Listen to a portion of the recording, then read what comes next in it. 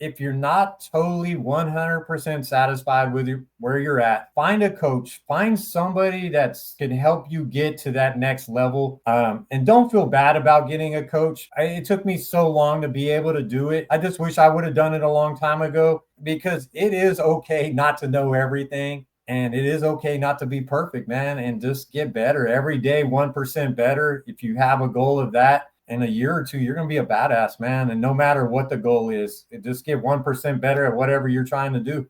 Found out that I was the guy I didn't really like being. And then I went to work on changing it. And I found that there was a whole lot of other people feeling the same way. And I'm helping people to be a little less of an asshole in the world.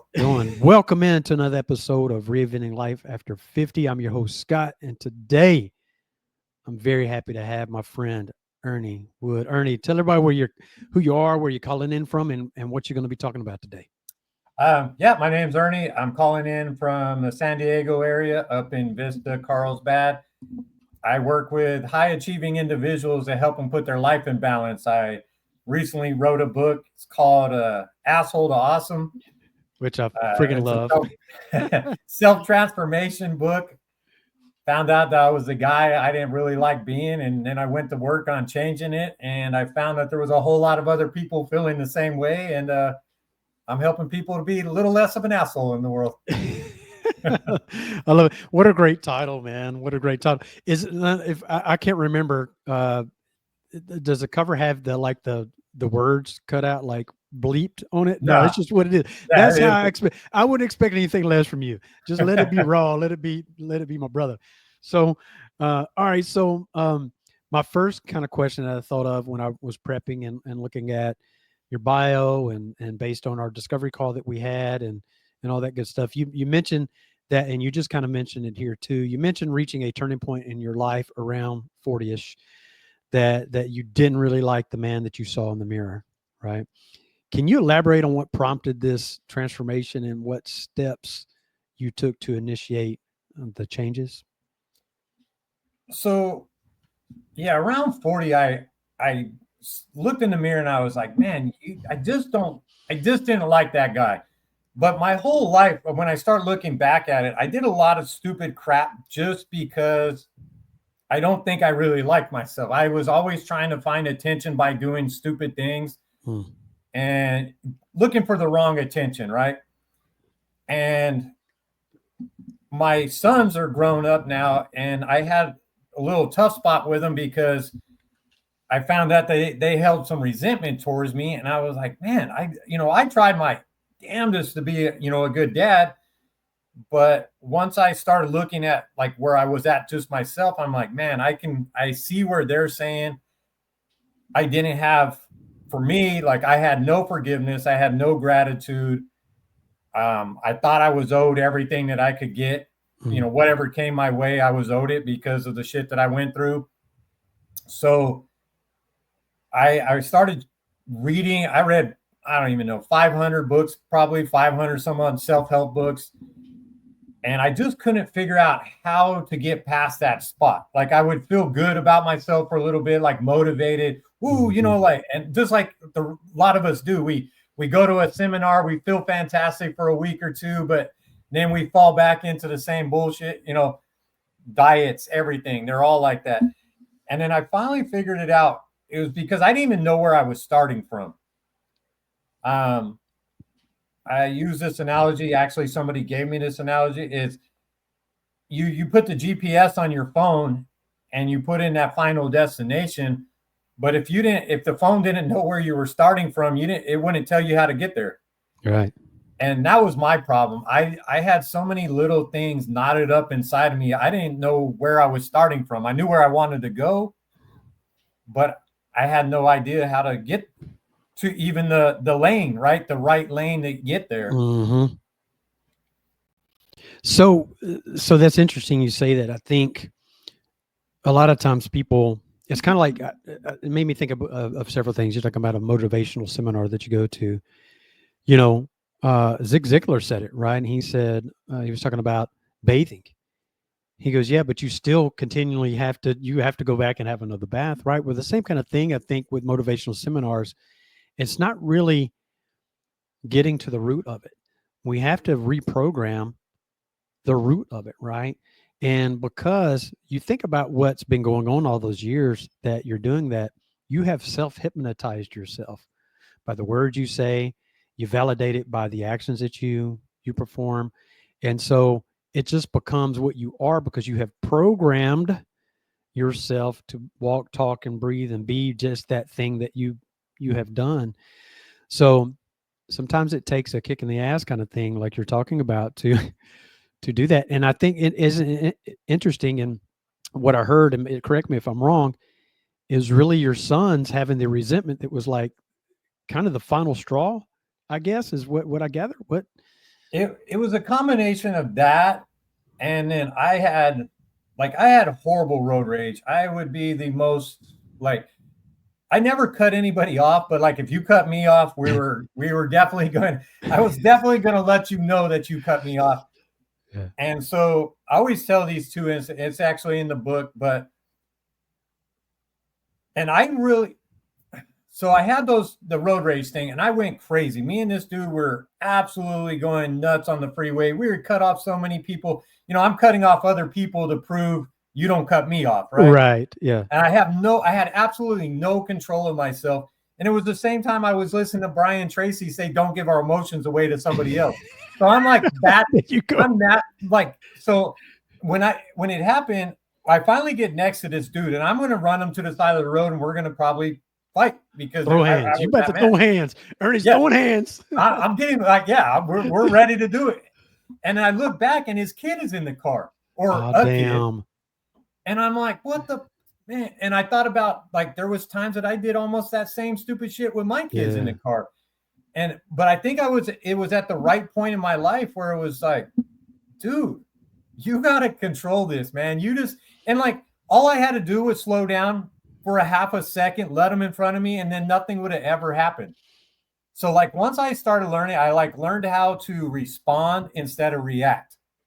It's all about breathing, and it all stemmed from having like I changed my whole mindset because now I started forgiving myself first Yeah. because I did so many stupid little things that I kind of hated myself or I didn't like myself. I held a grudge to my dad, everybody. And once I was able to start forgiving, then I was able to bring in gratitude. And then I was happy, like happy for even being in a car. I have gratitude even if I'm sitting in the freaking freeway for 2.5 hours in a traffic jam. I now instead of getting mad, I just throw on a book and I listen to it even longer. So and changing those little things, and then came empathy, and then an act of kindness every day. So I started building little fundamental building blocks for myself. And that was the way I was able to fix a lot of my issues. And like I was saying earlier, and then I started seeing other people have those same problems. And it's all about like those fundamentals, right? You have Yeah. to have fundamentals in place. We were talking about working out earlier. You have to have fundamentals to work out properly, or you're going to jack yourself up. And there's fundamentals for your emotional, and there's fundamentals for your relationship. There's fundamentals for creating a good legacy. And that's all about that balance that I try to, bring in for people. Yeah. I think Ralph Waldo Emerson said, the only person you're destined to become is the person you decide to be. And it's so true, right? So what made me think about is you were talking about gratitude in the small things. And it's funny you say that because my first thought before my feet hit the floor in the morning, of course, you and our discovery call, I think we talked about this, and a lot of the listeners know and people that follow me, I'm at the gym by 4:15 every morning. But the Yeah. first thoughts that come in my head is, well, I like the early morning stuff, man. It's not to be like, I get that response quite often. They're like, oh, wow. It's like, man, but it's my meditation space. It's my mental peace space. There's so much mental stuff I get done before the rest of the world wakes up. That's what I look forward to. I love the physical stuff. I love doing it. It's the routine thing for me. But there's so much mental stuff that I get worked out because there's so much silence. Nobody's up yet, right? Things you do before the world wakes up. Yeah. But before my feet hit the floor, and this is not however people come to spirituality or whatever, that's how you come to that. Mine is just I believe in universal energy and meditation and things like that. And so the very first thought that I have before my feet hit the floor is a meditation of gratitude. And so here's the interesting thing is it's not necessarily the things that we immediately think about. I'm happy for my health. I'm grateful for my house and things like that. Those are the things that we always say, but it's the little things. And this sounds silly, but I'll unpack it. It's I'm thankful for the trash pickup service. I'm thankful for the road highway people like filling potholes. I say all those small minuscule things because how difficult is it then to be pissed off when somebody cuts you off when you have raised your frequency so freaking high? It's near impossible because you have primed your mind to walk that day. And so it's intentionality in the way you do it. So I'm taking notes as you're talking. So I'm curious, in your journey of this, and you look in the mirror and you have that reflection of the guy that you don't want to be, and what did you figure out where that rooted from? Like where it came from? Where was the roots of that? Yeah. So my mother was only 14 when she had me. Mm. So basically she raised me. And my dad was, after I was like 4 or 5, he was pretty much gone, besides like a year, 2 years, or a year that I lived with him. But that year that I lived with him, like my brother and I, we had to beg people for money to get food and stuff like Mm. that. He did not really care about us too much. And my mom, she raised us, but she was a kid herself. Yeah. There's siblings that are further apart than me and her were. And so a lot of it just came from, like a struggle, because in some ways, like, a struggle is the best thing for now. Like, I love struggles because I know I can grow from it. But Mm-hmm. back then, struggles were looked upon like a bad thing, right? I looked at them like, Particularly being a guy, yeah, right? Yeah, yeah. yeah. And only my mom, so my mom was the only person, so I didn't really have a dad to be there. So everything, my grandpa was around. He was a hard ass, but he was a good guy, but I didn't have that father figure to ever look to. So like everything was just whatever I figured out from whatever stupid ass show I was watching, Mm. and that's how I became a man. It was just from watching different crap. Like, none of my friends really had dads. They were all almost in the same situation. So we were just, and it's funny, the two guys that I talked to, almost the same exact situation, and we've all done very well for ourselves, but we've all went about it in a whole different way. One guy, he's a CPA to only like guys that make a ton of money. Mm-hmm. And he went down a road where he was so like just dedicated to education and this and that. Like, he was just so focused on that. He didn't let anything else get in his way. And then my other buddy, he's a city manager in the city over here by the beach. And his path was a little bit different. And then my path, I went down the hardest road. I think my dumb ass was just, I had to try to prove to myself that, Right. like, How hard can I I'm gonna make do this this, for I'm gonna do myself? that. Yeah. How difficult can I make this for myself? Oh, let me That's try. yeah. And so it's just weird, man, like how everybody handles their own stuff. Mm-hmm. Even me and my brother, we went through the same crap, and we are 100% opposite. Like, I lived in a world of scarcity. Like, I had to have a certain amount of money in the bank. I had to have everything in line because I didn't know when it was going to be gone. Mm-hmm. Or he was like, his way was just like, "Look, I have it. Oh, I'm spending the shit." Like, like whatever he gets, it's gone. So it's just, man, it's so weird how our minds trick us into doing different things. But I love your morning routine. I do a similar thing. I wake up at 6, between 5 and 6. The first thing I do Wim Hof breathing. Yeah. And so I do the Wim Hof breathing. I start doing the meditation right after that. And that's where I get into my gratitude. Mm-hmm. And then I go hydrate, and then I go work out. And those are the things you can control, right? Your mornings and your Yeah. nights. if you can end your night good with a good night of sleep and wake up the next morning and do your stuff, now your day, you give yourself the best opportunity to have a freaking great day. Yeah, because you've primed it. You've primed it that You way. primed it. You said the word. I love that word. And you've set the intention for things like that to happen. There'll be things that are out of your control. But even with that, like outside of like getting run over by a car or something like that, it's really how you respond to it. And those things you do early in the morning primes you to, take on those kind of things in a more positive, I guess, kind of light. So, uh,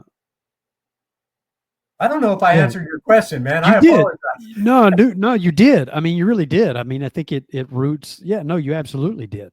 You absolutely did. So, um, your book, Asshole to Awesome. I just have to say that Journey to Joy and Happiness. That I'm going to try to say as much as I possibly can on the show. Uh, chronicles your self transformational journey, right? What has been or what was the most challenging aspect of writing about such a personal experience and how you overcame it? Man, I'll tell you what, like it took me 4.5 years, maybe 5 years to write it. Because I would get to a spot, like I knew where I wanted to go with it, but then I was a perfectionist. I hated making mistakes like in certain things, right? I didn't want to give anything out to the world that wasn't absolutely perfect. But I started doing some other or went through a coaching program, and Brian Johnson, he does heroic, and I learned in there, it's not win or lose, and nobody's perfect. It's either you win or you learn, and learning is winning, so you're always winning. Yeah. And once I was able to like actually accept that it doesn't need to be perfect. And then of course, like AI came around, so it helped me out because then I didn't have the white paper to write off. It gave me some starting points and outline. And then the hardest part was just being able to push that button when I went to publish it, man. Because I was like, oh shit, dude, what are people gonna say? Like you said a lot of stupid shit in your life. What are people gonna say about you? Like, is it gonna be bad? But I've had really good feedback on it, man. Yeah. Dude, it's interesting you say that. So I produce music too, and everything that I produce, I write the lyrics to, and I track all the instruments and all that stuff. And I'll produce under my stage name, featuring whatever artist I'm featuring. So I do very little vocals, background maybe. Not that I can't vocal. I was in a vocal group, but I just how I like to produce. I've been releasing songs for years. There's one song that took me 15 years to release because it dealt with a childhood trauma. And I did not, I mean, it was the same thing. I go to send it off to my, the publishing format, and man, I'm like sweating. I'm like, because once it's gone, it's gone. I'm like, same thing. I was like, do I want to send it? Because everybody knows when I write, it's almost always a personal experience, or it's an inspiration from something else. So they always know that it's meaningful. And people that really, really know me, like, that's for real, for real. And so I was like, I don't know. And it took me like 4 days it was done. And I kept they were like, hey, you ready to send that song? I still got a little work to do on it. It was done. I just could not, man. And it wasn't so much, man. It wasn't so much for me fearing what I wrote because it was true. It was quite honestly, maybe, I don't know if it was judgment from it it was self-shame that I was like putting it out there and people thinking something about it, and it made me feel kind of shameful in a way, I don't know, man. And probably the same thing for you, but similarly, you probably had it done for a while before you hit publish it. I think for me, it's a little bit of ego, right? It's that we all have that ego that we don't want it to get stepped on, but being able to shed that ego. I mean, you have to have some kind of ego because you got to believe in yourself. You have to have some confidence. Yeah, you wouldn't brush your teeth if you didn't have ego, right? Yeah, exactly, right? Yeah, I mean, that's so true. But like so many of us have this falsified ego that that the world like kind of builds up around you, or you allow the world to build up around you. And to be able to get rid of those things and like say, man, everybody has issues, everybody has shit they go through, and maybe this will help somebody. And it's just cool to be able to get rid of that. Like you said, I did. I had it done for a couple of days and I had it sit there and I'm like, damn, dude, I really don't know. I had to call my buddy up and I'm like, dude, should I do this? He's like, you wrote the damn thing, do it. And I was like, Yeah. that day I just did it. I was like, whatever. It is Yeah, what it is. I think the thing about it too is like as I kind of process even a bit more, is I think I feared probably the questions from it more than anything. Like I didn't want to talk. It's like just listen to the lyrics. Like that should be enough for you. So there was that piece. But it's funny, man. Probably that night after I published it, I had this huge sense of relief, and I didn't realize I was carrying that little pebble with me. It was like in my shoe, you know, whatever, all those years until I just let it go. It's like, man, that was so therapeutic. Why did I sit on it for so long? But it was just so personal, right? So anyway, I love that, man. So you served in the U.S. Navy submarine fleet. That already makes me like I can't breathe thinking about that. How could not do it. How did that experience shape you as an individual and influence your approach to life's challenges? So I actually went into the Navy because basically the same week that I found out I was going to be a dad, I did some stupid crap and I got caught stealing from a place that I worked. For some reason, I got into this little thing. I never stole from any place I didn't work, if that helps. But so you didn't discriminate. yeah, I was super. I had morals. I was a moral thief. But it was so stupid, and that was my lack of gratitude. But so I got in trouble that week. I got caught, and I was like, "Holy shit, man! I'm going to be a dad." My dad was a turd. And I was like, dude, I have to be a better person. I got to do something. So I went, I tested, you do the ASVAB. I scored really high. Mm-hmm. I got into the nuclear program, which at that time was rated the third most stressful school in the nation. Of course you did. Well, I mean, why not? Why add just some stress to it, right? Yeah, right. Like, why? Yeah, go do something easy. I thought I was going to be a SEAL. Like I was in the physical shape to be a SEAL. My ass would have been done the first day. I was so I was such a mentally weak person. Yeah. But I thought I was Johnny Badass, right? Because I squat 500 pounds, right. Bench press 3, whatever. And I'm so happy that I did not get, and somebody talked me into doing the nuclear program. Then I went on the sub. And I was a pain in the ass, man. I got into it with our chief of the boat. I'm a smart ass and I never held back. So I got called in and had a nice little chat. Hey, dude, you do this again, we're going to have to do some reduction in rate and you're probably going to go in a court martial or whatever. And I'm like, okay. So that kind of fixed some of my attitude. And then I ended up tearing up my shoulder and I got out and then I went straight into the power industry after that. But the Navy, it was weird because so many people talk about like they go in the Navy and they get in great shape. Mm-hmm. I went in the Navy and I got in worse shape because all I cared about was my physical back then. Like my mental was jacked up, but dude, I was shredded. Like I looked like an animal. Like, yeah. But mentally I was all jacked up. So when I went in the Navy, I ended up going from 220, 13% body fat to 185 and about 25% body fat.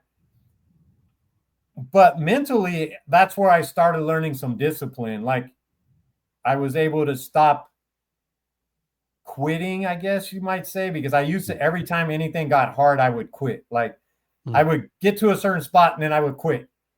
And the Navy was hard the whole freaking time, man. When you go out to sea, and at that time, we went down one time. We were underneath the water for 65 days straight, never seeing the sun. Dude, I say, could not. Dude, I tell the story. Even the black guys came off white. Like I was translucent. You could see straight through me. It was so bad. But it was the first time that I ever really did anything that was super hard in life. And I couldn't quit, right? There was no quitting. It was my son was born now. I ended up getting my shoulder tore up and, getting out of the Navy, but there was no quitting.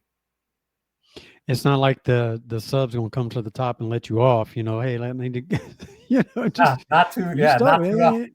They ain't doing that. We did have one guy that we jacked with so much that they had to fly him out, but that's a whole nother story, right? So I'm curious. You said when things got hard, you would quit. Why do you think that is? Did you fear the other side of it, like actually getting through the success of it, or was it just any pressure that was put on you? It's like, nah, I'm relieving myself from this. What do you think? Why you ran from the hard? for me, I think it was the way my upbringing, right? Because, and I hate to blame it on that, but like I was allowed to quit. And it's like a muscle, right? So if the first thing that you ever ran into and it was difficult and they allowed you to quit, so then the next thing it got a little difficult, so then you quit again, and now your response to anything that's hard, I just don't let it get to that spot because now I can quit, right? And for unfortunately for my kids, I went opposite on them. They weren't allowed to quit anything. They weren't allowed to make mistakes. They weren't allowed to do any of that because I hated being a quitter. Like it was the You didn't worst. want them to feel and have the same thing that you had because of that. You knew. Yeah. It's interesting. And So it's weird because I'm sorry. No, go. Yeah, go. Yeah, I didn't realize it, but like when I go back now and I look at it, that's why it was like I didn't want them to ever get to that spot of quitting. Like, and I always, dude, if you made a mistake, it was your freaking fault. It was like for me when I was growing up, if I made a mistake, it was everybody else's fault. Dude, I was like, I think I was the original white guy to use the race card. Like my one teacher was a black lady, and I know she didn't like me, but I used the race card that she didn't like me. So my parents or my mom let me get out of some trouble. She didn't like me because I was white. And the come to the fact is I was a jackass. That's why she didn't like me. It was nothing to do with that I was white, but I learned those little stupid ways of getting out of trouble, right? Wow. So when you're faced with difficult and hard now, what is it like? Okay, this is two questions. Do you have muscle memory where you like, oh gosh, and it brings this weird sensation on you because you don't want to fall back into that, one, and then two, how do you push through it now when you hit something that's hard? Dude, that's so fun. That's a great question because nobody's ever asked that one. And that is an awesome question. Like, honestly, now, dude, I look at every single obstacle as a stepping stone to get better. So when I asked you the question about hard and how you punch through that now, does it give you memory of the past and you have kind of a trauma response to it? How do you get through that? Yeah, I love that question because now I have figured out obstacles. Like I look forward to obstacles because now I know I'm moving forward, right? Because that's the only time you're really going to hit obstacles is when you're growing. When you're falling down the hill, there's not a whole lot of obstacles. You're going to keep moving. You're right. But when you're climbing the hill, you're getting better and you're going to run into crap that sucks, man. But now, like, it's just that whole change of mindset. I just take those obstacles. I know where I want to go. And I use the obstacles as like a learning experience to get to where I need to go. So yeah, I don't have that muscle memory anymore. It was one of those things I had to shed. And I think what helped was when I went into like car sales. That was something that I never did before. I never sold anything in my life. I went from the Navy, nuclear Navy to the power plant. It was the same kind of deal. And then I had to change my whole life around, my whole mindset. I had to deal with people, learn how to be nice, be kind. And doing those couple little things, like I love obstacles now, honestly. So what you think weird. The car sales was the turning point for you about facing the hard and getting through? What was, do you think? was the turning point for that? So I think the Navy actually was the turning point of getting through hard things, like something that was really difficult, right? Mm-hmm. But I still didn't. I still had a little bit of that muscle memory, and it was when I got to that point where I knew that I needed to change, and I implemented the gratitude, the forgiving, the empathy, and all that. My mindset was so much better that it erased that lack of discipline. Because when you're grateful for every little situation, like you said earlier, right? Being grateful for just the guy who picks up the trash. When an obstacle comes up, I'm kind of grateful for it to be there because, like I said, now I know that I'm learning, I'm getting better. Yeah, and I think too, like I speak on this quite often with clients and stuff. Is like it. You said mindset, and it's really about how you look at what's in front of you. You know, George Washington said, "The harder the conflict, the greater the triumph." Right, and so when you think about it like that, and if you can flip it from oh God, I'm a victim of this to thank you for this opportunity to grow, you go from a victim mindset to a student of it. Then what happens is, man, then you completely look at it differently. Like, okay, how can I get the tools I need? What do I need to fix? So when I see this again, I can navigate it. And you go from this negative to this positive thing in a heartbeat just by going, okay, I know this is happening to me. I recognize that ego may come in, anger may come in. We recognize all those emotions. It's okay. That's what makes us human. We don't live in that pocket for long. We process that for minutes. Okay, I've been victim long enough. What can I absolutely actually learn to become a student of this now? Right. So that's great, man. It's great. I love it. So what is kind of going back to the Navy? A question here. What key lessons in discipline, teamwork, and resilience do you learn during your time in the Navy that you still carry to this day? And how long ago was that? How long have you Oh been? man, that was a long. I think I got out in 2001. So Yeah. yeah, 23 years ago. Yeah, but that's such impactful stuff like military, law enforcement stuff, all that. It's like a core memory that, is built in. So what key lessons and discipline and teamwork that you still carry to this day from your time spent in a damn submarine? You're crazy, man, in a submarine. Man, that's a tough. Like I really haven't ever even thought of it because again, I was such like not in a good place mentally while I was Mhm. in, even though like it did create that, a little better discipline. And the crazy thing is I don't chat with anybody from the Navy like back from then. But now like now I chat with somebody that just got out and everybody's like, "Oh my God," and we have great conversations, about it. Man, I think I learned more about teamwork when I always loved coaching. I'm sorry, I'm going to switch this. I'm going to No, try. dude, this is I'm good. going to Yeah, try it's to fun. do a weave and bring it back. Yeah. I've been working on this. Donald Trump he weaves his ass way out of the world, whatever. So I've been working on this weave thing. No, but I always loved coaching, right? But I was like such a brutal coach. Like I was Bobby Knight on freaking steroids. I was absolutely a brutal coach. But everybody learned, like everybody got better from working with me. And then when I finally got into the car industry, I became a team lead and I took what they gave me like kind of the 5 worst guys in the place or the 5 lowest selling guys. I don't mean to call them the worst, but they just didn't know.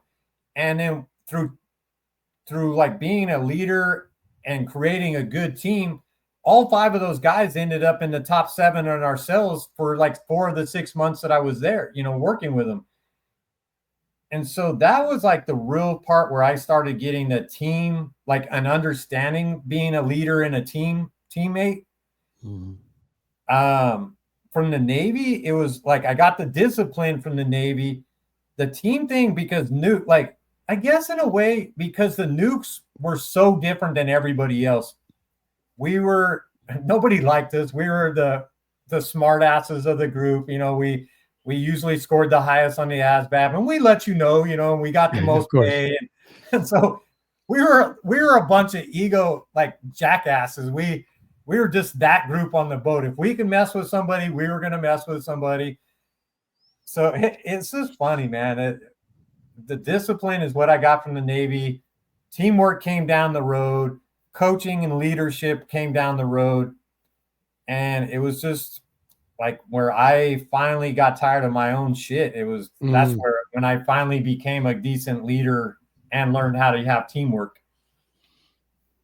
Sorry if that was, I kind of winged it back a little bit. No, so that's how conversations happen, right? We talk dynamically and things, I'll start out over here, go way over here, come back here, and then I'll start back over here again. I do the same thing, man. It's just the way my brain works. I process out loud, right? So that's what you're doing too. So you had mentioned earlier that your mother had you when she was 14. How did her strength and resilience, 14, raising a boy, inspire you in your own life? My mother was a badass. Like, she was 5'2".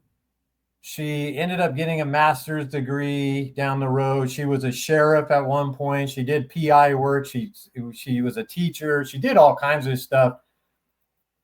She never really, like, she worked her ass off. So like I did get a work ethic from her, but she never really like grew up with a lot of the different emotions.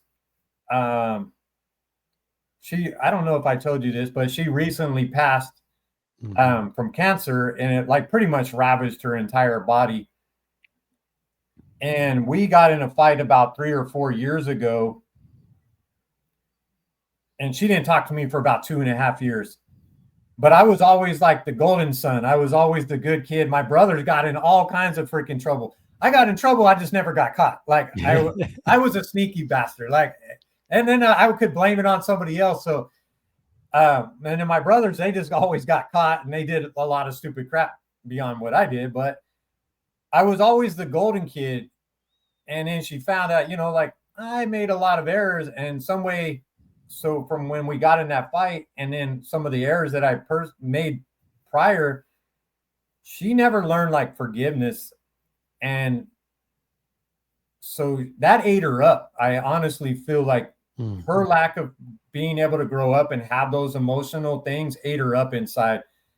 She was one resilient ass person. Like, she would never, I mean, her body was basically being destroyed by cancer, and until she had a brain tumor and went down, she never let anybody know, even though she knew that shit was going on, because unfortunately she found out, and then she changed her will and took me out of her will. And it was a definitely like one of those rough areas where when she passed, like the last words from out of her mouth before she passed that I spoke with her was, I was apologizing for the fight and saying, I wish this never happened. And she was like, well, you can shit in one hand and wish in the other one. And that was I kind of was like, okay, Mom, love you. And I got to be done. I can't do this anymore. I can't watch you sit there and suffer and get beat up about it. So those were the last words she ever said to me. And it sucks. Like, dude, it honestly, that still gets me every once in a while. Like when I start going back to that. But that's just who she was. She was never gonna freaking like give up, forgive. She went through so much struggles that she couldn't do it, man. She was a tough ass cookie, and super kind. Like when she was in her right state of mind, she was probably the nicest, kindest person ever. But if you got on that bad side, dude, you were getting smashed. And I'm sure it had a lot to do with the fact she was 14, when she had kids. I mean, who knows? And you would know, I guess. Well, really, she did. But what you're sharing with me, she probably didn't share a lot of things that happened to her when she was younger. Who knows what happened to her, right? So, you're the man you are today because of your mother and the skills and the opportunities, even those struggles and not talking to you're where you are right now because of that, right? For a long time, man, when my father passed when I was 5, and my mother worked shift work her whole career. And I always like, I had resentment, man. Like, I, like, why didn't you get remarried so I could have a father?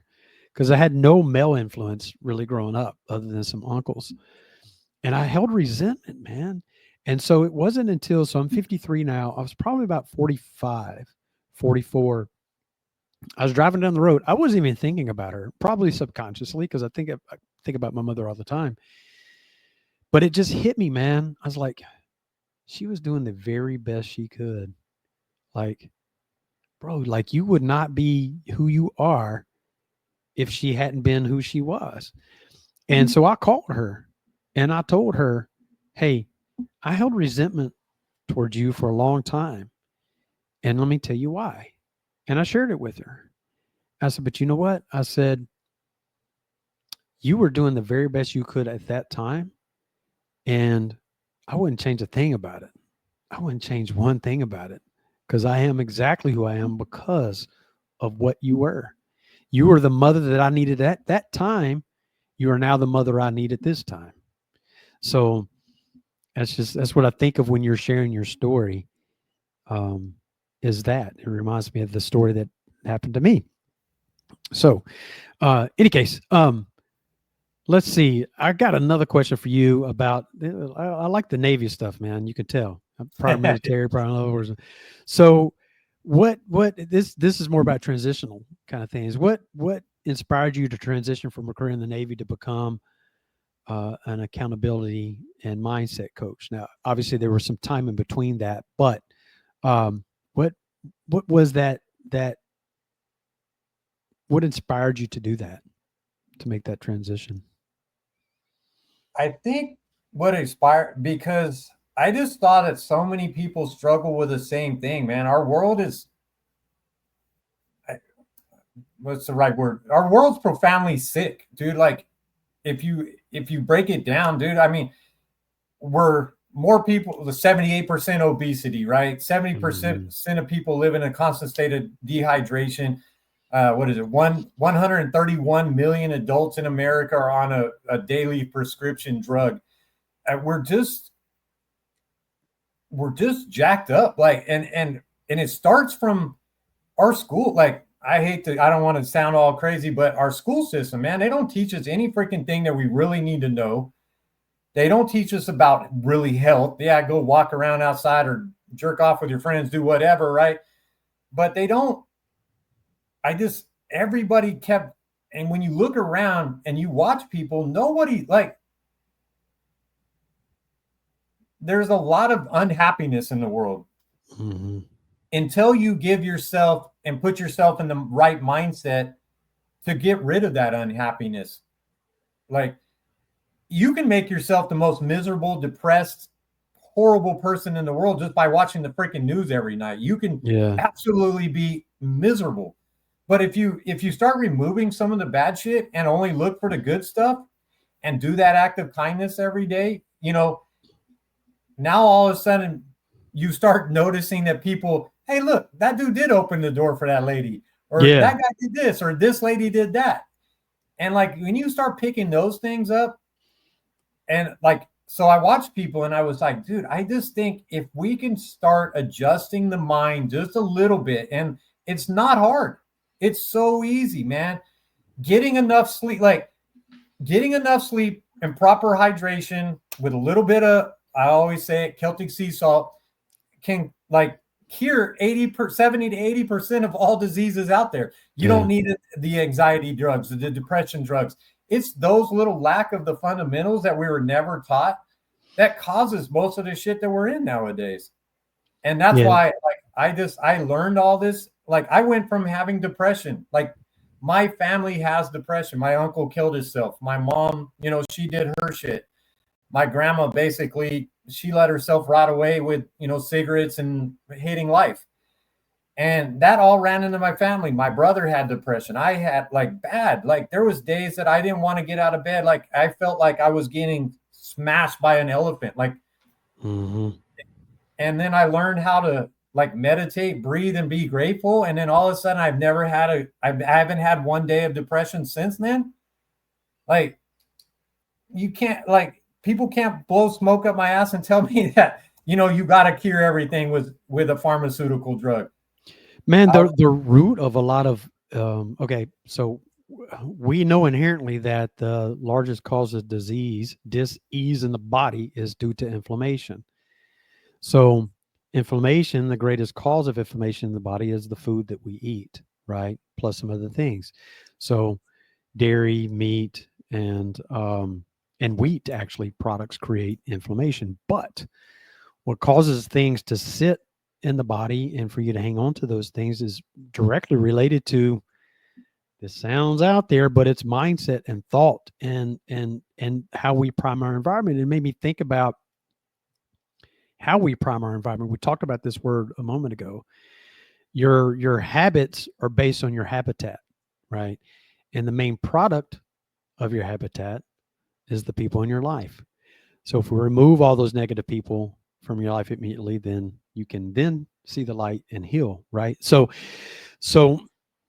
it's very, very true. I mean, your model and what you knew and what you saw was all of this negativity and mental, depression and things like that around you. Now, not to say there is true factual mental illness, right? We agree to that.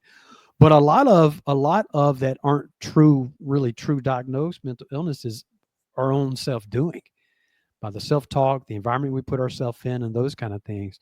So you pulled yourself from that. I mean, you say that you made a lot of dumb decisions, but your dumb decisions led you to make some very pivotal decisions to be where you are right now. Like, think about if you hadn't gone into the naval office, that day to sign, like what would you have, you know what I'm saying? Like, it's just unreal. Like, small little choices and small little things, they matter. So you may have thought that you were always making a bunch of bad decisions, but there were still things in there guiding you that was keeping you on track, which is really, it's really cool, man. So you mentioned reading your bio and kind of the research is you primarily coach high achieving men, right? You mentioned that you learned other men share similar struggles. You said this just a moment ago. What are some of the common challenges that they face in balancing their personal and professional lives that you see and you coach to? The common one is most of the guys, like, they love to argue with me that there's no such thing as success and balance. Like, I can't have a successful business and be in balance. To me, like, people only think, like, when they use the word balance, it's all about time. It's just like, yeah, you're not going to be able to spend 8 hours, on your job, 8 hours with your family, 8 hours of sleeping. There's a few things that you do need to do, because if you do them right, then it's going to, build down the road. And again, it starts with sleep. Like, they talk about, there's only 1 in every 12,000 people that can actually function at their highest optimal self at less than 7 to 8 hours of sleep.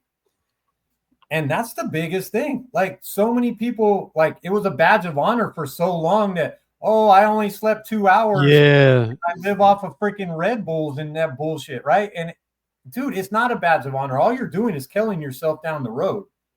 Like, it's proving, Alzheimer's and diabetes and all that bad crap doesn't start that day. It started from 30 years ago when you started not sleeping and you started not eating right. And so, like, the first thing that I always check with is just how much sleep do they get at night? And almost every single one of them, it's so funny, man. They're always, 7 to 8 hours, 8 hours, easy. Okay, that's cool. So let's chat about it.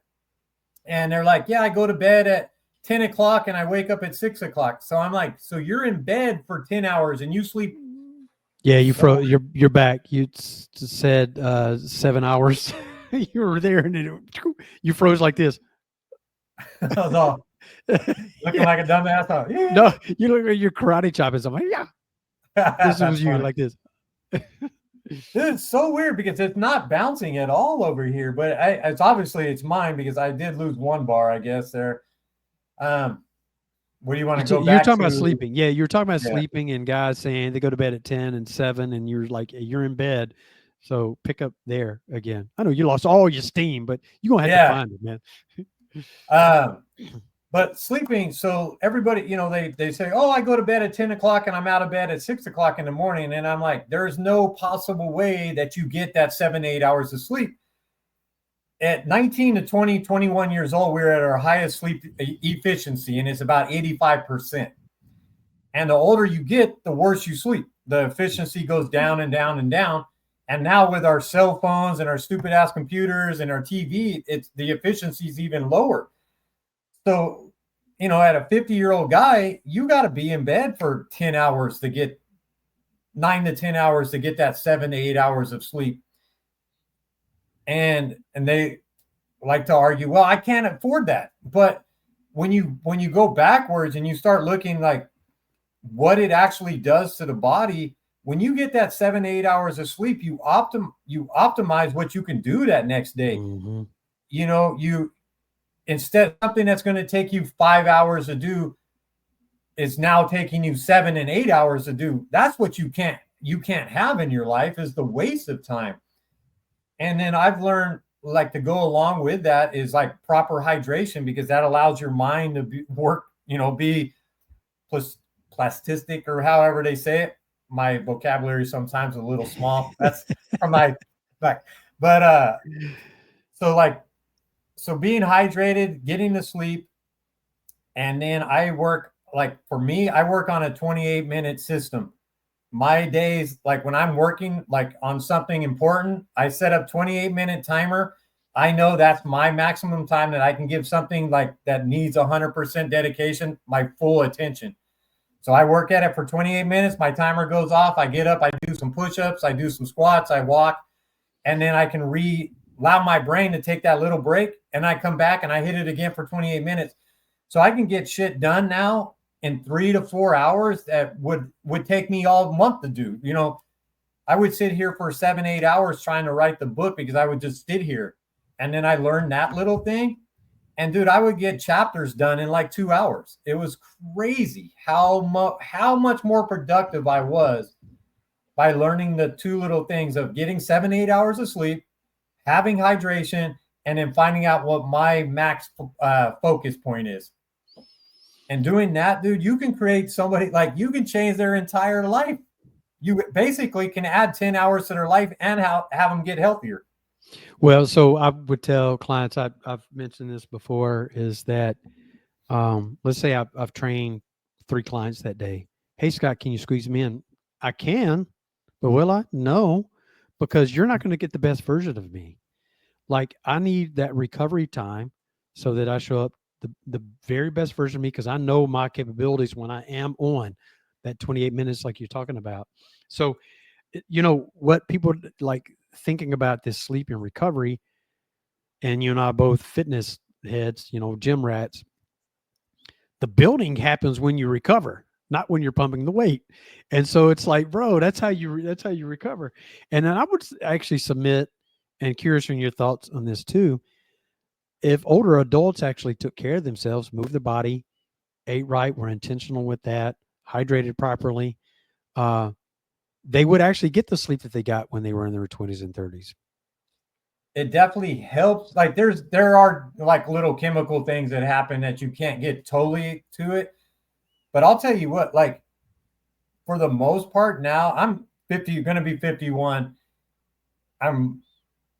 I get mainly super good sleep. My focus is so much better. And this is the first time in my life at 51, I have a 6-pack, man. Like, it's crazy. like there you go, brother. Dude, it's crazy. Like, and it's just, like you said, though, like, you can't, people like to use that age thing as like almost a crutch. Everybody looks for a crutch for something else in life. Absolutely. And it's all about just being accountable to yourself, man. How good do you want to feel? How good do you want to be? And if you're okay, if you're okay living on the freaking couch being a lard ass, dude, be okay with it, whatever.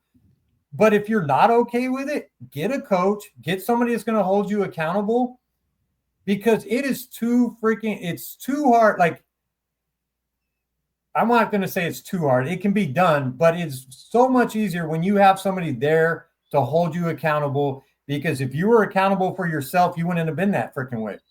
And that's my opinion. Like I have a couple coaches because I know where I lack. I know where I'm good at. I know where I lack now. And until I hired those coaches, I never got past a certain spot.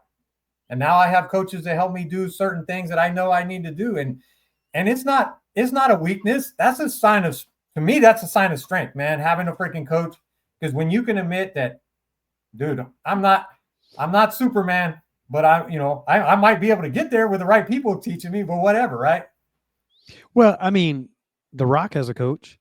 I mean, the greatest players, like, do you think Michael Jordan was successful and Kobe Bryant were successful just on pure talent? They had coaches. 100%. Yeah. I mean, and it's those blind, obvious observations, one, that they're pointing out, and it's those things that you can't necessarily see and do. Hey, man, if you tilted your hips just a little bit more, a couple more inches, you could use a sideline, use bell routes a bit more, and you would have that guy locked down. You'd be Deion Sanders now, at this point as a cornerback. So it's just positional kind of things. And to your point, like, I'll have clients come to me, hey, Scott, can I look like you working out 3 days a week? No, you can't. I'm not going to pretend to let you think that you can. I'm 6 days a week. Yeah. Plus I'm plant-based. Like, so I don't expect you. No, like, what is your goal? What are you wanting to do? And how long have you looked like this? How long have you felt like this? I've been this size for 25 years. Well, here's one thing I can promise you. It's not going to take us 25 years to get out of it. It's going to take time, but you got to allow that time to take place and happen. And what is your goal? So you'll have them, I want a six pack. Why are you competing?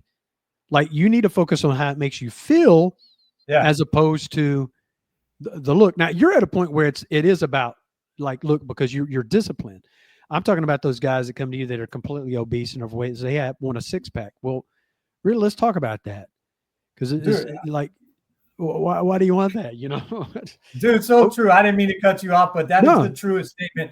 And I like the six pack thing is just because, like, that's how finally disciplined I got to finally get there.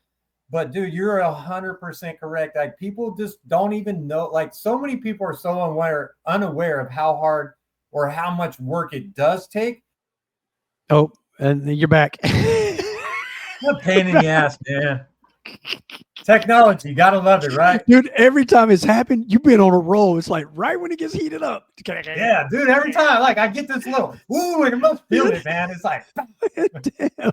So you were talking about people coming and the whole routine. Like, I was talking about, hey, you've been this way 25 years, it's going to take some time. You're like, hey, it's people don't realize how hard it is to achieve. So yeah, I was saying it's hard to get to a certain level, right? It's hard to get to having a six pack. It's hard to being shredded, but to be in shape and being way better off than you were is super easy. Like, it's the easiest thing in the world. Like, it's so minute, the difference between being healthy and not being healthy. Yeah, man. Small changes. Small changes. Tiny. Like, and that's the thing. Like, I will tell clients, like, I don't want you to completely change my diet. Well, I'm not going to do that to you. We're going to put a diet plan together. We're still going to be able to have some of the foods that you like, but it's about being intentional. It's about watching and making sure that you are very structured in the way you're doing this if you want to get the results that you want to achieve. So, curious, reading your bio, you're a grandfather. So, yeah, dude, that feels weird saying to a guy, because I'm 52, right? We're basically the same age. How has your perspective on life and legacy evolved as a grandfather? I love being a grandfather because it's so much easier than being a parent, dude, because you can spoil their little butts, and then as soon as they start acting like a little, kid, you get rid of them. You just send them back to their parents. So it's so much easier. But it's one of those. It's sometimes I take it back to my kids, man. I feel bad for how mean or like kind of how strict I was. But dude, they're both successful, right? One's a lawyer and the other one does real estate. They're both doing fantastic. So somewhere in there, it must have paid off. but now like moving it to the grandkids, man, it's just like now you just want to be more present. Like you just want to be there, enjoy the time with them. And for me, I'm building this coaching program and building all the stuff that I am trying to leave something down the road that's going to be like, damn, that was my grandpa. Like that dude was a good guy, right? And I did this practice. It's called the eulogy practice. And I did this right when I was transitioning. I was barely out of that asshole. Like I was on my first step off the E kind of deal. And it talks about if you were able to go to your funeral and look at it from the outside, how many people would be there and what would they say about you? And actually do that practice, man, because it's one of those things. If you do it and you think about it, you're like, okay, I'm a good dude, or ooh, damn, like I need to work on some stuff. And that's where I was like, dude, I need to. So that's, that was that continuation process. So now I think I'm at that point in my eulogy that my grandkids would be like, "Dang, Grandpa was a cool dude, man. He was a good guy. He was a hard ass still, but he was a good guy." Dude, I love that. So I put clients through something similar, man. That's interesting. Is I'll say to them, particularly these people that deal with a lot of self-doubt, and they beat themselves up or whatever, is one, have grace for self. Because we're, as human beings, we're so quick to give it to other people much quicker than we do ourselves. We also do not have the capacity to love anybody else more than we love ourselves. So one thing that you can do to practice some of these things and to kind of see and gauge is go to those people that like your closest friends and say, what's the first thing you think of when you think about me? What do you think of? And you make a list, and then you give it back to them. Let me tell you the first thing I think of when I think about you. You'd be amazed how people hold you in revere, how they think about you. If you do that practice, it's pretty impactful, man. It's pretty impactful. Are you back? I knew this. You know what, dude? I've had 2 podcasts where I've ever had any cutouts. Yeah. And I was thinking, I'm going to have a great time with this guy. And it's going to, like, for some reason in my brain, I was like, it's just going to be that time. But hey, we're going to get through it. It's okay, man. I can edit. You won't even know. Like when I edit it, it'll look like none of this happened. Yeah. Like this part right here where we're having the exchange about the internet going out, I'll leave it in because it's funny. But the glitches in there, I'll take those out. That way there's not dead air. So question to you, what advice now would you give your younger self, knowing what you know about life, fatherhood, grandfatherhood, and personal growth? The one thing that I wish I would have learned earlier is no one's perfect. I wasn't going to be the first person that's perfect. And life isn't just win, lose. It's just lose. Losses are just temporary failures, right? That you just didn't do something good enough to get to that point of winning and learn from it. And if I could tell myself anything, that would have been it, man. And because all the other shit I would have learned because of that, but I was so hard-headed about those things that it stopped a lot of my other things, because I never wanted to lose. I never wanted to look bad in front of somebody. And it just caused, and then the other things we already chatted about, but I think that would have been the biggest one, dude. Just learn that I wasn't perfect. And it's okay. Dude, that's the thing that gets me too. That's one of those words that shake me, is when people say, I'm a perfectionist. I want to be perfect. Well, first of all, there is nothing in this world that's perfect. What you can do is strive for excellence. You can strive for excellence. If you fall short of excellence, it's greatness. But if you go for perfection, you're always going to be disappointed, because there's no, you can achieve excellence. You can never achieve perfection, ever. So I love that. Yeah, man. So who are some of your role models or inspirations, whichever way you want to kind of look at that, and how have they influenced your journey? Ooh, role models. That's a tough one, because when I was growing up, like, I didn't really have any role model. Well, I was a huge Magic Johnson fan, like, and that was Yeah. like that that was it. Like for basketball, I Magic Johnson, the Lakers, that whole thing, and I always looked up to those guys. But then when I started learning about what those guys, Magic Johnson popping up with AIDS all of a sudden, and all these kids running around. So like my role models all started falling apart in front of my eyes, like the people that I looked up to. What I about didn't now have though? Like as huh? you've gotten through, you've broken through, because you had to have had some people before you made that turn, right, to where you are now, some things that you were doing, and then now. So talk about just before that transition, some of those people that were inspirational, you listen to whoever that is. It doesn't have to be anybody famous even, that people know. And then as you've gotten through that, who are some of those people that you kind of look to now as kind of as Northern Stars, so to speak? Besides Okay. me, of course. I Besides yeah. me, I I'm mean, just, I'm just you like all of a sudden you popped up and it's this big ass sun at the end. It wasn't even a northern star, dude. It was like, damn. But no, like I think some of my favorite guys that I started like really when I got to that point was like Brian Tracy, Zig Ziglar, Simon Sinek. I love that dude. Like the God, he way is amazing. dude, Leaders Eat Last is like I think one of my favorite all-time books. Um Greg Olson, I believe his name Yeah. is. What is it? Slightest Edge. That was one of those books that just and still like my role models, I guess, all came from books. Mhm. And those are the guys that like I started listening to them and it helped start putting me at least giving me a road, right? It started building that little brick way. And then I had a couple friends that helped because some of them went through a similar path. I don't know if I want to go about this, but I have one buddy who he kept telling me, he was like, dude, I had all these issues and I started microdosing some mushrooms. And he started, Mhm. so I've never done a drug in my entire life, dude. I stayed away from everything. And he helped me release some of that stuff that, people don't like to talk about those things, but man, they're definitely helpful if you do it under the right circumstance and the Tons right of studies situation. around it, man. There's tons of studies around it. Yeah, Yeah. I mean, Aubrey Marcus, Joe Rogan. I mean, whatever you think about those guys as far as individually, but they understand that health wise, like regardless of their like wherever you align with them, it doesn't matter.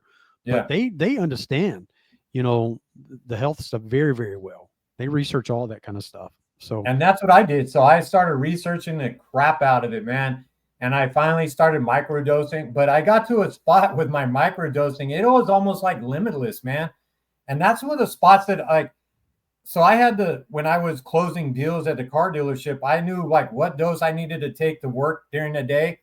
And I could walk in and the person on their second word, I knew how I was going to close the deal or how much I was going to close the deal. It was that good mhm. because like it unblocked all my crazy crap in my head. So in a way, that dude was a kind of a role model for me because I would have never, ever, ever tried it.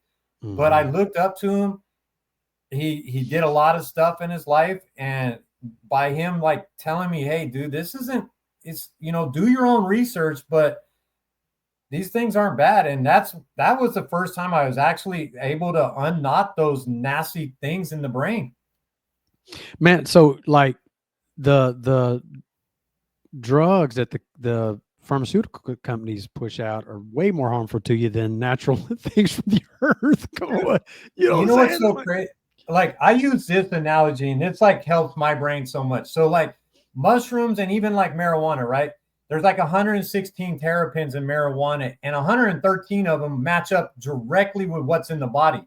So like when you DNA. use those, it just fits right into your cells like this, right? So it Mhm. meshes up with what's in your body already. With pharmaceuticals, it's taking you and it's pushing a freaking brick wall into and destroying all that shit. So like you can't really ever heal. That's why they all have so many side effects because you're Mhm. destroying all the other stuff. And and when like when you go down those deep rolls, right, or holes, you can come up with so like our world provides us you're a vegetarian. Our world provides us with everything we need to be about as healthy as we can freaking be for the most part. Yeah, no, I mean, so to your point, mushroom DNA is so close to human DNA. It's ridiculous. I mean, it is so close. And that's why being vegan for going on 2 decades now, I know I will tell you that going to the doctor for years before, I ate clean. I exercised before I became vegan. And going to the doctor all those years, my cholesterol and all that stuff would still be elevated. A lot of family history. And months after I switched to a completely vegan diet, everything came in line. And so we know that, and this is not trying to convert anybody, anything. I just know from studying and what it does. And you look at on the microscopic level of things, is that all foods that are plant-based are more close to your DNA than animal-based products. And that's why your body utilizes them more efficiently than others. Again, not against many of my clients are eat meat and things like that. I help them integrate and make sure they're eating cleaner versions of it. Nothing wrong with it. I know that's what works for me, and also know that the science tells you, even if you don't believe that plant proteins are as beneficial as animal proteins, just look at the DNA structure just alone, and just look at that alone to see how much closer it recognizes your body as opposed to anything else. Nothing wrong with people that eat the other way at all. But if you just looked at it on a microscopic level, you'd see, oh my God, that is basically me, but one little thing is different here. That's kind of crazy to kind of think about. I know, like with the animal proteins, like I think chicken. Well, chicken used to be one of the most efficient, right? Like if you took in 30 grams, you would actually get about 70 grams of it would actually be synthesized in the body properly. What is the percent with vegetables? It's closer to 90% because it more closely matches your DNA. So you don't have to actually take in as much protein. And there's a huge misconception too. Like people think you have to get all your protein in one, or a complete chain in one sitting. You don't. Your body hangs on to what it needs to until it finds the chain to complete it. So we really don't need as much. And I'm still working on it. I'm going to do a talking head podcast about, are we over consuming protein? There's a lot of research that suggests potentially, and I'm going to share both sides of it, just so people kind of start a conversation. But it's very interesting. Like overconsumption, the increase of cancer, like all these studies that can increase. There's a lot there. But so yeah, I start my day. You're talking about water. Go ahead. You're gonna say. I was going to add to that because there's a gentleman. He's in India, right? I think he's like 130 years old. And he only eats like 1,000 calories a year. Like the rest of his calories come from he does sun gazing. So like he uses it's a little different, right? This is a little bit out there. That's very different. Yeah. Yeah, but he's like 130 years old. And it's so interesting that you say that, because like with protein, I agree with you, man. It's crazy. I'm more like I try to get rid of all the bad carbs. Like it's also like there's some studies out there proving that carbs are basically like useless. I mean, not the fruits, like the carbs that come from the fruits or vegetables, but like all your other carbs that they always told us that we had to eat in that pyramid, right? Your breads and all that crap. And like those are basically useless for the body in some ways. And that's what some people say. So that would be very interesting to hear what like the two different studies kind of come together. Yeah. Sorry, I didn't want to go off on a tangent. No, it's the over refined of like if you're going to eat, we'll just go on that. And if you're going to eat bread, you really need to eat sprouted wheat. It just acts differently in the body, the proteins and things like that from it, as opposed to like a heavily processed if you're going to do that. But yes, ideally your carbohydrates should be from fruits and vegetables. Yeah. And none of that other stuff. So tell me you mentioned something about water, water to the body and salt and stuff. Every morning, the very first thing I have to drink is 16 ounces of water with Himalayan sea salt and a quarter wedge of lemon. That's what I have. It primes the body, gets the system going. you and you know this, I'm just saying this for the audience sake, is you put the electrolytes back on board you're supposed to, and we lose about a pound of water from exhalation overnight. So you rehydrate, you put electrolytes back on the body, and it gets the digestion stuff going. And then I don't have anything for the 30 minutes to an hour after that. So that's the very first thing I have. So when you said it, made my ears perk. I was like, oh yeah, he's right about this water stuff.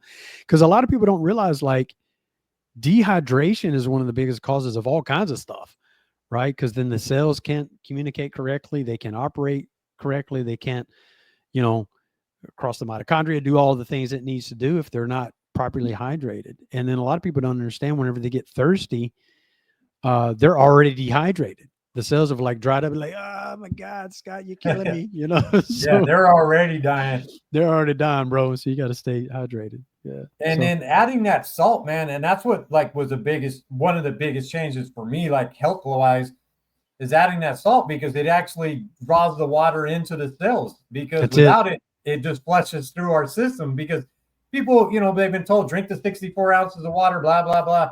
And everybody doesn't, and they pee all day long, and everybody's pissed off about peeing in the middle of the night. It's just because the water's not doing anything. So when you take the salt and like the lemon, perfect, man. Well, you're alkalizing the body at the same time too. So dude, yeah, man. We're gonna give a hug after, like virtual hug. Yeah, right, for sure. Yeah, for sure. So what's next for you? Any books, projects, coaching goals you're excited to pursue? What's next, man? I have my next book I'm working on right now is tentatively called Chasing Awesome, Master Your Life with Balance. I use awesome as like a star, right? I'm never going to truly be awesome, but like we talked about earlier, it's that process of getting better. It's that process and enjoying the journey. So that's the next book. And then I'm working with people from like that 27 to 35-year-old range to helping those hard, the hard chargers that are kind of stuck at that, like say that 100,000 level, to helping them to get to that, that next level and be able to break that down. And then I'm also putting together some like retreat things in San Diego, where I'm going to have like 7 guys come play, 2 foursomes. And I put together a pretty damn good team of guys that are going to come chat with them. I have a CPA that only, like, his business is only around high achieving guys. And he teaches them how to save as much money as possible in taxes. I have a very good investment guy who's going to be there. I have a fantastic chiropractor, the guy who saved my freaking life. This guy is a badass. And then I have 2 other gentlemen that are super good with like business and getting funding for stuff. And so, building a retreat around, like, so bringing in some guys that, we can help balance them and create the whole environment, what they need. I love that, man. I love that so much. Well, you have to keep us posted on that. So we're now to the rapid fire section. Oh, all right. So there's, I've got about 12 questions here. And it's the first thing that comes to your mind. So it's, you can't be thinking too long, and don't act like you're frozen, because you end up being freezing up. Yeah. That's a good one. So, because I don't know, I can see. Are you ready? You buckled in? You ready for these? All right. Let's do this. Mountains or ocean? Ocean. What's your go-to comfort food? Oh, crap. Chocolate. Dark or milk chocolate? Dark is dark. Like, I love dark chocolate, man. Same thing, man. Same thing, bro. Milk chocolate is like, forget that. Get that out of here. Yeah. Books or movies? Wow, that's books. Early bird or night owl? Early bird. Same. If you could master any skill instantly, what would it be? Dude, I would love to be able to freaking sing. I don't know. What would you do with it? What would you do with it if you could? I don't know, dude. You just want to be able to do it. Yeah, because I used to do karaoke all the time, and I put on a great show. Sorry, I didn't mean to cut it, but I put on a great show. But dude, I found out, like, I sound like 2 dogs mating. Like, I'm horrible. Like, it's so bad. It's such a horrible thing. So yes, I would love to be able to sing, bro. Holy God. Okay. One word to describe your personal transformation. Dude, awesome. That's great. What's a place you still want to visit? Oh man, I've been to a lot of places. Oh, Greece. I want to go see some of Greece, man. Greece. What's your favorite cuss word? Every single fucking one of them. What are you most passionate about right now? Dude, helping man, getting this coaching course all the way set up and going. I just want to help as many freaking people enjoy their life and get out of their bullshit and that's in their head, man. I love that. What's the best life advice you've ever received? That's that one that I was telling you about earlier from Brian Johnson, man. Either you win or you learn. Learning is winning. So you're always winning. That's the best one I ever got, dude. That's dope. So where can people find you, connect with you? ErnestWood.com. Super easy. myname.com. You can get on there. You can actually schedule a call. We can chat, see if we're a good fit for each other. If not, totally good. I'm going to let you know. I only work with 10 to 12 guys at a time. My book's actually on Amazon. You can get a free copy, download a free copy on the ErnestWood.com. If you go on Amazon and buy it, though, all my profits go to help some little dude right now. He's a little guy. He's 7 years old. He has leukemia.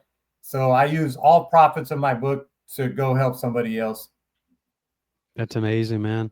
And I'll make sure I have all this linked in the show notes for everybody. And so now we're at the point where you give the last word. It can be whatever it is you want to share here. You get to do the outro of the show today, my friend. Scott, it was an absolute pleasure chatting with you. Only thing I would like to say, man, is if you're not totally 100% satisfied with where you're at, find a coach, find somebody that's can help you get to that next level. And don't feel bad about getting a coach. It took me so long to be able to do it. I just wish I would have done it a long time ago, because it is okay not to know everything. Mm-hmm. And it is okay not to be perfect, man, and just get better every day, 1% better. If you have a goal of that, in a year or two, you're going to be a badass, man. And no matter what the goal is, just get 1% better at whatever you're trying to do. I love that, brother. Well, until next time, thanks for tuning in to another episode of Reinventing Life After 50. And until then, this is To Your Health. Bye now. Bye.